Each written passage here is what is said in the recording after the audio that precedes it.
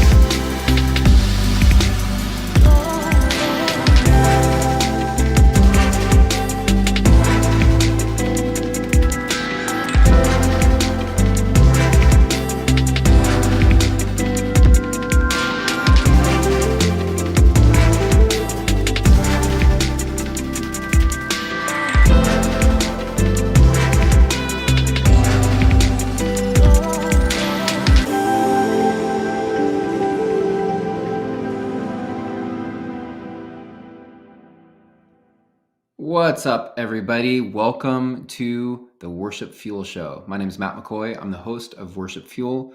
I'm also the founder of loopcommunity.com. Today, we have a very special guest. We've got TEMITOPE. So excited to talk with him about his new song. He's a songwriter, worship leader, and we're just going to dive into this conversation. Really looking forward to it. If you have questions, type them into the chats wherever you're watching this from. Make sure you hit the subscribe button also while you're down there so that you can stay tuned for future Worship Fuel episodes. Anyways, I'm looking forward to this conversation, so let's get started.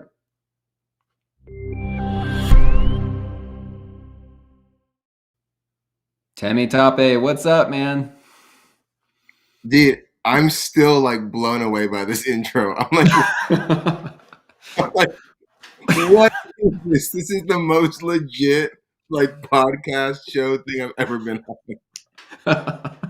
Welcome. God, I was like, what in the world? This is amazing. Yeah.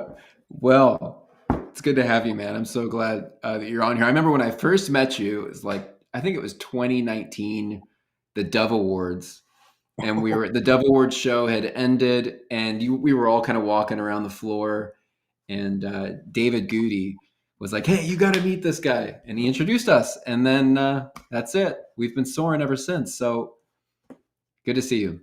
So good to see you. And Goody, literally, actually, I think it's tomorrow. It's 20 years for him at Capitol Wow. CMC, which is Wow. really good. So I got to just sign a card for him today. So shout out to Goody, because definitely my journey, I would say professionally, really like he was and is such a key element of my story. And I love that he was the connection between you and I. We also have the Escondido connection, if you remember. The who? Escondido. Oh my goodness. Yes, I remember. My mom knew someone that you worked with or something. Yes. But when they were kids. Yeah, it was like your mom knew a guy that I worked with in Boise, Idaho. Yeah. And he and I were talking about Escondido. For those of you who are not familiar, it's like a suburb of San Diego. So like most people don't know Escondido. Yeah. So for he and I to know Escondido was crazy enough. And then he and I were chatting, and he was telling me, "Oh, I know this one kid. His mom and I, like, I think he had a crush on your mom or something." He was like, "Yeah, his mom, they were like childhood sweethearts or something." Like something crazy. And he was like, "Yeah, she has a kid named Matt McCoy. Like, you should know him." And this was before, moving to Nashville, before meeting Goody, before meeting you. Yeah. And then when we met, it was like, oh. That is so wild, man. I forgot about that connection. You're right. Dude, wow. Well, so you're in Nashville. You're a worship leader, songwriter. Tell us for people who don't know you, like how and when did you get started writing songs and releasing music? How'd that even get started? That's great. Honestly, got started in Escondido. So there it is again. Grew up, born and raised in Escondido. My parents are immigrants. So my dad is from Lagos, Nigeria, hence the name TEMITOPE. which you did a great job of pronouncing. Well done, Matt. Well Thanks. done. I practiced a lot beforehand, but yes, thank you. I've been saying your name, Matt, for a long time. So, And you're actually saying it wrong. Mott. Matt. Yeah, no. Matt with 2 T's. Matt. Yeah. Well, my dad grew up in Lagos, Nigeria, and my mom grew up in Nottingham, England, which is super. Wow. So I am like the child of like say I'm the love child between Europe and Africa, if you can believe it. With Yeah. all the colonialization, it's possible. People, one of my Yeah. favorite people get thrown off because they're like, "Wait, so your mom's white?" And I'm like, "No, she's actually." I'm like, did you know that Asian people live in Mexico and Mexican people live in Australia and Australians? Yeah. We have planes, trains, and Yeah. automobiles everywhere. So my parents both immigrated to the United States from their home countries when they were in their teens to go to college, and they met in grad school and Wow. married. They both immigrated to Southern California, got married, had 3 kids, moved to San Diego, raised us all in Escondido. And yeah, I love to say that like the home I grew up in, it was like a Yeah. cultural cocktail, but not like a Yeah. fun cocktail. Like, I don't know where people are at with drinking, but like there's fun cocktails like a Long Island. Well, mine was Yeah. like a Molotov cocktail. It was like fire everywhere, because you have these two cultures that are beautiful and have very distinct attributes and Yeah. pros and cons about them rubbing together. So you got a dad who's Nigerian, raising kids in the US with his wife, and our mom who's British. So you can only imagine Yeah. how Yeah. these were in there. So going to your question, I grew up, and when I turned 16, there was 2 things I knew I wanted to do. One was I wanted to marry this girl, my high school sweetheart, which again, culture is coming into play. My dad, Nigerian men, typically the story is get your life together and then get married. So you're not even thinking about marriage until like your 30s. It's very Yeah. common for it to be later in life. Whereas my mom's, from the UK, so she's a little familiar. She's more familiar with like young love and things. But my parents did the opposite. Like my mom was not chill. My dad was very chill about it. That was one. Yeah. And the second thing I told him was I wanted to be a musician. So again, in Nigerian context, it's like, your parents, you immigrated here, your parents sent you here, chase your dreams. You would think it'd be like, oh yeah. And my mom being from the north, from the Western world, seeing how hard it is to make it, being like, don't do it. But they switched. And my mom was like, go, follow your dreams. You're following the Lord. Go, he'll provide for Yeah. you. Right. And my dad Yeah. was like, we immigrated here from Nigeria. Like my Yeah. parents worked really hard to send 5 kids here to make Wow. a better life. Wow. That's a pretty big feat to send 5 kids from Yeah. Nigeria to the United States. And so he was like, you can be a poor artist in Nigeria. Like, go get a real job. And so I, Yeah. I ended up going to school and getting undergrad in public relations and then a master's in public communications. And making this short story shorter, I ended up right after I graduated with my master's degree. I'd already been working at public affairs firms and corporate entities doing marketing. I ended up having both of those things come true that I said earlier. One, I married my high school sweetheart. So we dated for 6 years and then like That's awesome. dated through high school, graduate school, undergraduate, and graduate school. And the second thing was there was a job that came open at the church I grew up in, Escondido. And I applied, and it was a very large church. So they did a global search, but they ended up with just your boy, the one that they grew up with. And it was a Yeah. very interesting transition because, there's that Bible verse that says no prophet's welcome in his own town, Yeah. Yeah. and it was much that where people wanted to see me a certain way because they're like, Yeah. well, I remember you being like, a high school kid playing in a metal band, only showing up for the music and then ditching and taking a bunch of kids with you and like whatever. Yeah. But, he who began a good work, is faithful. Right. So I became a worship pastor and I started writing songs there at my home church, and people started hearing them and wanting me to lead. And so that kind of started me on this journey of eventually moving from a worship pastor to worship artist. Yeah. And then you moved to Nashville and really dove in. Yeah. I mean, I went from the church I grew up at. I was there for a while, I was on staff in that position that I was in as a worship leader slash worship pastor for like 2 years. Yeah. And I went from there to a church on the coast, Encinitas. You're familiar? Yep. So Mm-hmm. for 2 years. Paradise. Yeah, dude, it was great. It was awesome. Hard to live. I mean, hard to afford living there, but it was amazing. So I was there for 2 years, and then went from there. I did a little thing at a camp in Southern California called Hume Lake, and Yep. that was kind of my first time being out on my own, like writing and playing songs for just, there was 1,000 kids a week. So, 9 weeks, about 9,000 kids. It was wild, 500 churches. And so that really kind of got me started in like, churches that were like, hey, you want to come do this event, or do you want to come lead at this and this? So that led me from there to Idaho. And I was in Idaho for 2 years, and then Nashville. Wow. Yeah. And the whole time, different opportunities came. And the big piece that got me to Nashville was I did a writing camp in Atlanta. Okay. My first time co-writing, but I was around a bunch of writers that, you and I both know. Yeah. And that was my first time really going, oh, okay, like I think I can do this, and understanding purpose, because that was also my first time in a multicultural environment outside of my home. Yeah. And so seeing go ahead. Well, so then you kind of saw like, okay, I can do, this is what I'm built for, and I can do this, and I'm going to take it seriously and go to Nashville, because that's where you would take it seriously. Yeah. Yeah. I mean, and I would Kind say of where you have to be. You kind of have, well, I think You don't have to, but it makes it easier. That's for sure. 100%. My buddy Phil Wickham, like he never left San Diego. Yeah. I don't know how he did it.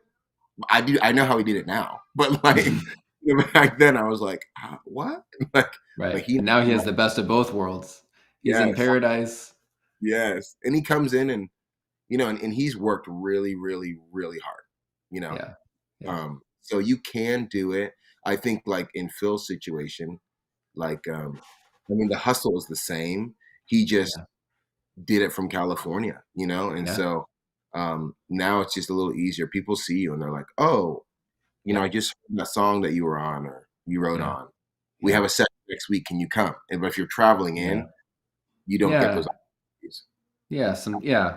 It's kind of sometimes out of sight, out of mind in a way. You kind of have those run-ins at the coffee shop. You're like, hey, we should write together. Or, yeah, totally. It makes sense. Yeah. So do you currently serve as a worship leader? No. Okay. No. So what does a day-to-day look like for you? Are you just writing songs? That's what you're focused on? Yeah. Writing songs I'm focused on the church. Like I said, when I went to Atlanta, that was a moment for me. I would say it was a gears coming together moment. My whole life, gears were spinning without creating any traction. I didn't really have a purpose. I mean, outside of like living for God, but I'm like, what does that tangibly mean in my day-to-day life? Mm-hmm. And I mentioned earlier, like I grew up in a very multicultural home, but what that created in me as a kid was like just this sense of like identity, like displacement, if you will. I'm like, I don't know who I am. And we never talked about, like, Escondido at the time was very white. We didn't talk about like why were we the one of very few Black people in the town I grew up in? Why were we very few Black people in the church I was in? No one was saying, hey, TEMITOPE, like the way that God shows up through your family is unique and valuable. Mm-hmm. We need you to be all God's created you to be. So I wasn't hearing anything like that. And in the same way, like there's diversity amongst white people too. It's not like one size fits all thing. Like nobody is the same. Either God is infinitely creative or he's not creative at all, right? But Psalm 139 says each one of us is fearfully and wonderfully made.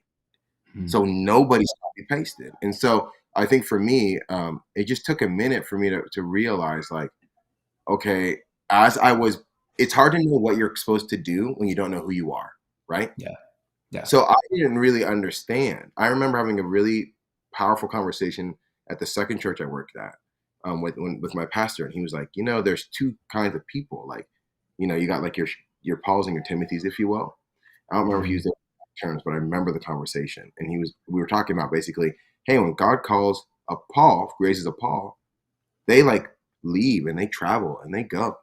But the Timothys, like they stay, and neither one better or worse, but like you got to know who you are. But I couldn't figure out who I was. 'Cause I didn't know. I wasn't even comfortable with me. So when I Yeah. go to and I have that experience where I'm seeing all these kinds of people that look like me and don't look like me, that talk like me and don't talk like me. It was a minority majority in Atlanta, Mhm. in the city, but it's also a minority majority at the camp. I was at the writing camp. Yeah. Someone got up and said, "Hey, look around the room. Heaven doesn't look like you or me. Heaven looks like us." Yeah. And that for me was the moment where all the gears that were spinning out of traction came together, and I would Mhm. begin and like, oh, like I can never know what God's called me to do if I'm always running from all that He's created me to be. And so Mhm. I embrace my cultural background as Nigerian and British. I began to embrace the fact that I'm a Black man in a predominantly white world, and I have something unique and beautiful to offer, like everybody else. And when we learn how to stand together with our differences versus against each other because of our differences, we see the Yeah. heart of God on display.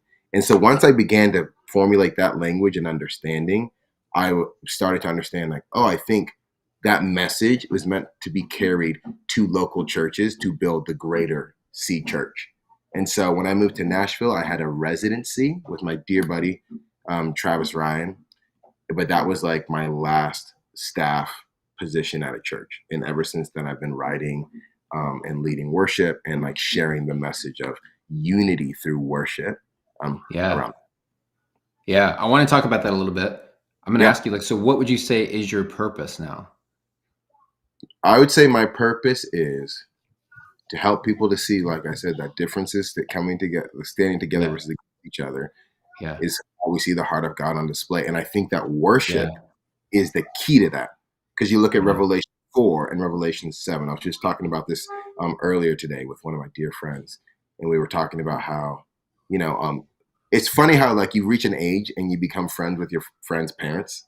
Yeah. Right. So my dear friend, I call her Mama Diarmis, but I grew up with her kids. Like her daughter was in my wife and I's wedding. Like I Yeah. grew up like as her kid, hence why I call her Mama. But we're friends, and so we were chatting. She is white. Her husband is Cuban, and so her kids are mixed. I'm Yeah. black. She's white. Our kids are mixed. So I was asking her, like, "Hey, Mama Diarmis, did you ever talk to your kids about like them Yeah. being mixed and the beauty of that?" And she was saying, and she explained why they didn't because they didn't. And so then I was able to explain why I do.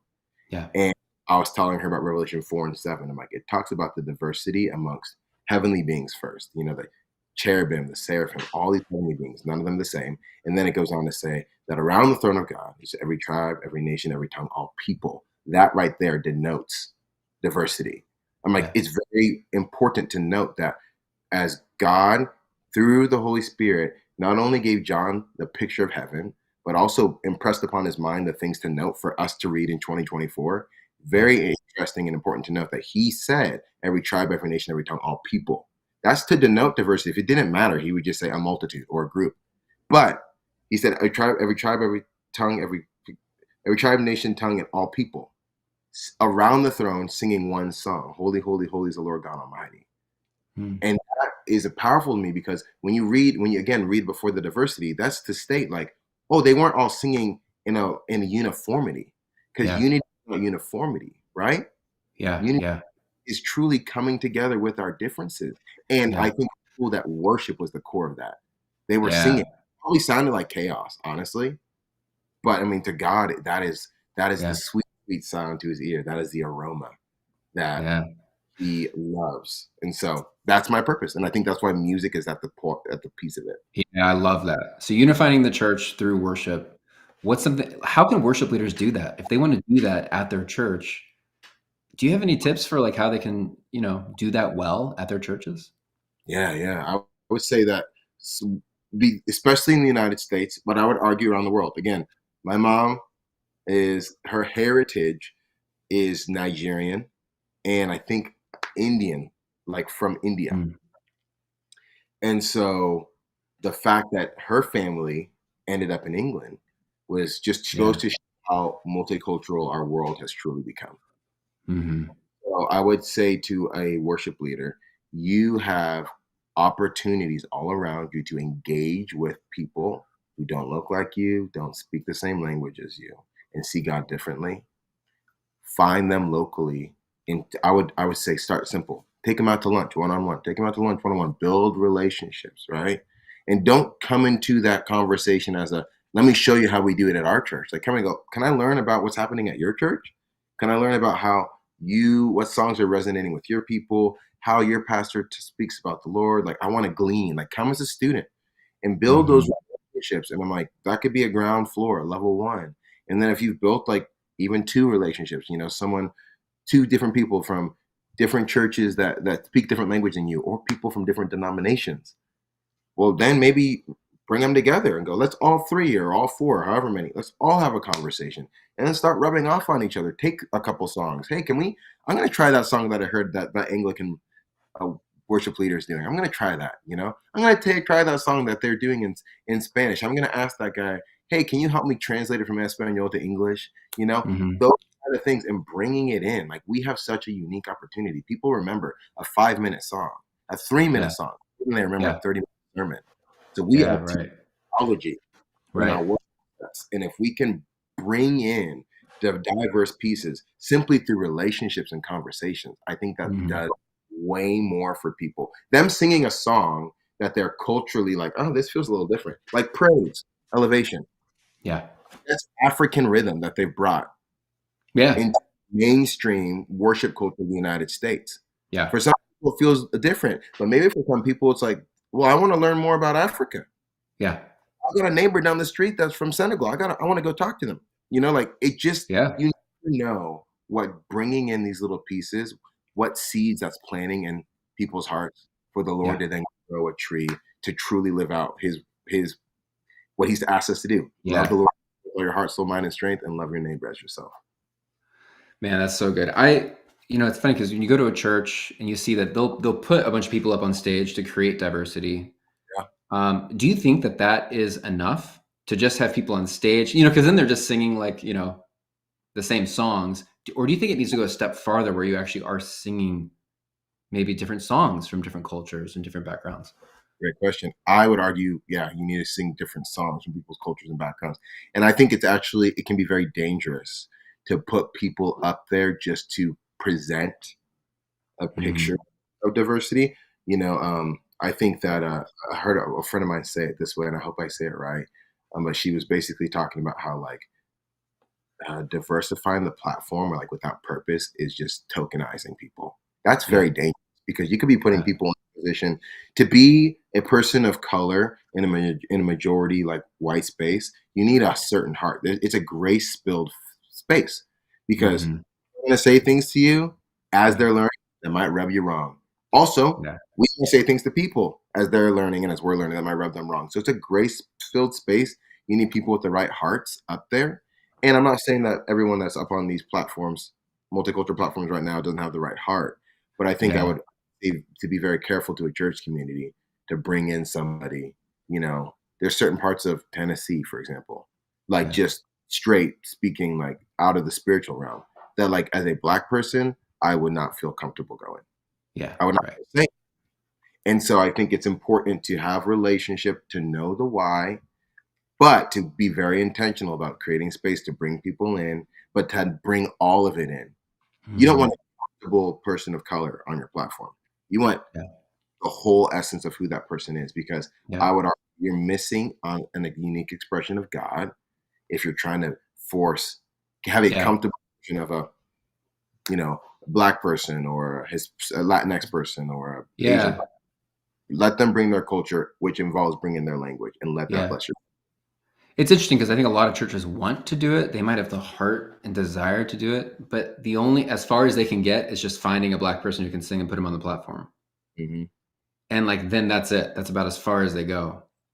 And I think how does a church get past that? Like, go farther than that. And I think what you just said is really good. It's also like building relationship, getting to know the cultures, getting to know hey, what song do you want to sing? Maybe even ask them. 100%. That'd probably bring all sorts of ideas. Oh yeah. And I think we're also living in a great time. Part of what I do when I come into spaces, I love to have these conversations with churches. So maybe the first step is, hey, who is God already using and marked in this time and age to speak into this, and bringing them in? You know, Yeah. I'm thinking immediately of my buddy Michael Bethany, similar Yeah. heart as me, out in Texas, Yeah. black guy, and I'm like, dude, bring him in, bring these people in, and let them be a Yeah. part of the community, and not don't just bring them in to lead worship. Like what I love to do is like bring me in on a Saturday or Sunday whenever your gatherings are, but then as a writer, I'm like, okay, Yeah. well then let's stay till Monday and let's Mhm. on together because once I've seen and tasted Yep. and been through your experience, I have better context for Yep. what we're working towards. But Yep. also, let's have conversations. Let's go out to Yep. breakfast with your lead pastor and ask questions. And the thing is once you're bringing in, once you the beauty of diversifying the platform is you do end up diversifying your body Yeah. because people start coming in because they feel comfortable. And then Yeah. as people are coming in and feeling comfortable from within your community, Yeah. bring You've got more. you know what I mean? You bring Yep. them in. Hey, how could we do what made you feel ostracized at first? Yeah. What could we do that would make you feel more welcome? What are things, Mhm. songs that we could do that would make you feel more welcome? Again, I Yeah. think is the bedrock. Yeah. Just the conversation. So shifting gears slightly, the word purpose has come up a few times in this conversation. And I just want to spin on that for like a couple minutes with you of how does a worship leader, because I think there's worship leaders out there who are maybe they've just been doing it for a long time, 10 years. They're at it, they're on, there's, they're doing the 7-day grind every week. You got a new set list to build, band to put together. And they're sitting there at their desk thinking, gosh, I feel purposeless. Like, what is my purpose? Like, almost confused. Like, what is their purpose? What would you say? You went to this songwriting retreat and that gave you a purpose, but you didn't know that going into it. It was something something you said yes to. It was an opportunity that came up. You said yes to. You didn't say no to it. And you never know what's going to happen in those opportunities. Like, is there anything you'd say to a worship leader of like, how does someone find their purpose if they feel like they're lacking it? Mm. Well, I think the churchy, if you will, answer is the Bible talks about whatever you do in word or deed, do it all in the name of the Lord Jesus. So our Mm, purpose is to glorify God, right? I think also about in Matthew, let your light shine before men so that they may praise your Father in heaven. So yeah. your light shine before men so that they may see your good works and praise your Father in heaven. So it's like the way that we live, the way that we interact and speak to our spouses and our kids if we're married with kids, or just our kids if we're a single parent, or our roommates if we just have roommates, or neighbors, coworkers, the way that we interact with everybody, all of that Yeah. is meant to be laced with the aroma of Christ, right? Yeah. So it's like immediately that is purpose.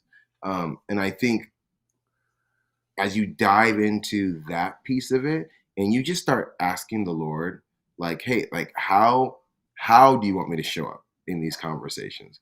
How do you want me to show up to the workplace? How do you want me to show up at home? How do you want me to, fill in the blank? I think he Yeah. starts I think he starts with getting opportunities because that's what it was for me. Before I even went to that writing camp, I already Yeah. okay, how like I get this, I've been a part of church since I was an infant. Like I know all the things, but how do you want me to practice them?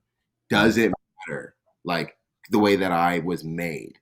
And Yeah. then the Lord just, in His kindness, led me to opportunities where the door was open, Yeah. and And it became clear. it became clear. So I think that if that's any encouragement, I know that's still pretty vague to some of the Yeah. worship out there. They're like, man, but I do think it just starts with a simple like opening our hands, like we ask our congregations to do often. You know, Mm, your hands is a beautiful thing because you have to let go of something to receive it. So yeah. like letting go whatever like presuppositions I think I'm supposed to do or be as this worship leader or pastor to receive whatever you have. How do you want me to show up in this space? What do you want me to do with these talents and gifts? How do you want me to lead my people? What aspect of your heart do you want them to see? And I can guarantee you start asking those questions, he will tell you. And it won't be the Yeah. same as it'll be something else, which is beautiful. I love that, man. So you just released a song with Josh Baldwin called Yeah. Empty Threats. Tell us about it. Well, shout out to Josh. You just got a number one with Made for More. Amazing. Isn't that awesome? I'm sure people have been using Loop Community tracks to do it on Sundays. Oh yeah, Made for More is climbing the charts. He's Yeah. such a great guy, man. I've done a lot of these Worship Fuel interviews, and he is like in my top 10 of Oh, interviews. he's one of my favorite people of all time. And it was so funny because that writing camp that they wrote that song at was my very first writing camp with Capitol. And I remember being Yeah, in the song share yeah, and that song was played first. Jesse Early sang it, Blake Wiggins was on keys, Jonathan Smith and Josh had to leave. So they played it and it was the first song and I was just like, oh. I was yeah, like, the level of writing that they're expecting, I don't know if I'm ready for this. Like, yeah, yeah, amazing song. So yeah, yeah, Josh and we became friends. I'm pretty sure through our other really good friend David Leonard, and I've loved Josh's music for a long time. It's been very hmm inspiring to me because I'm a baritoner, so I'm like most worship leaders are like soaring out in their like high tenor spaces, and I'm like I live in the depths, like I live yeah, in blue yeah, sea. yeah, Um, and Josh is similar. So I was like, oh, his voice quality is similar to mine. And also I love rock music. And this, like he has this record called The War is Over. That was one of my favorite. It still is to this day, one of my favorite records of all time. And so me getting to meet Josh through David was really cool. Cause I was like, dude, I remember listening to this. The record came out, I think in 2017 and I was bumping it like from the jump, dude. yeah, Love it. So he and I became buddies and I just asked him, it's funny. I asked him, I was like, hey man, like the way that he does life in ministry has been inspiring. As I've gotten closer to him and seeing like, oh, your wife and kids like know you and love you, and you say no a lot to say yes to mhm, your family, and your career is still like going. I'm like, yeah, dude, I need like that in my life, you know? yeah, yeah, And so, I was like, can you mentor me, bro? And he was like, Josh, he's like, I don't know what that means, but we can hang out. Like, yeah, right, yeah, right, dude, like just intentional hangs. So we've been hanging out intentionally for a while, but also writing too. And I was like, dude, I'm working on this record. I'd love to have a song with you on it.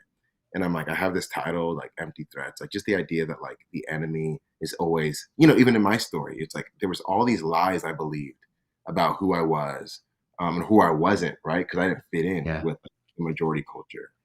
And it took a long time, right?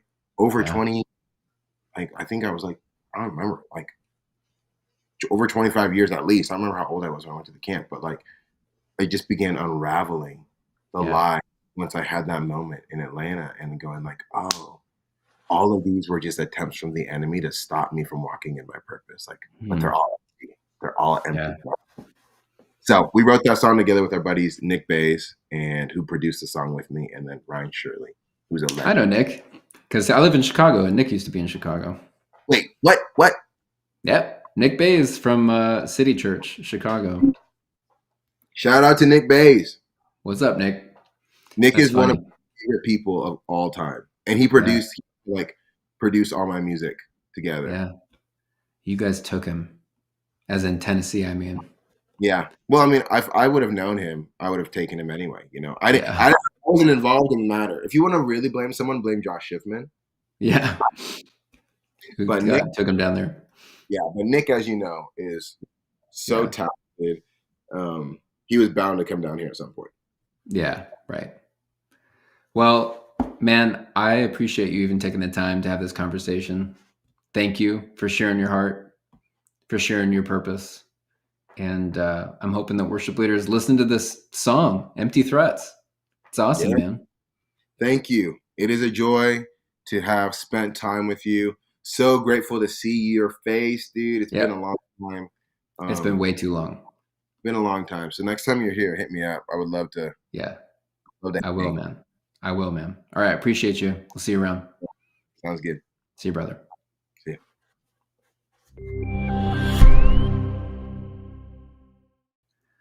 All right. Great interview with TEMITOPE.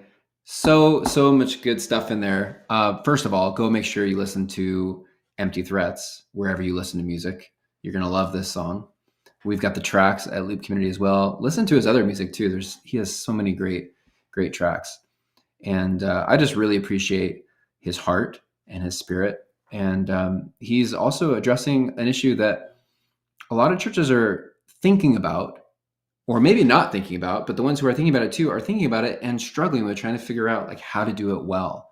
And I just love that he's got a lot of great thoughts and experience in that. And so make sure you also just look him up online too, because I think also you'll be able to find more conversations about that topic. So anyways, check out the music, Empty Threats.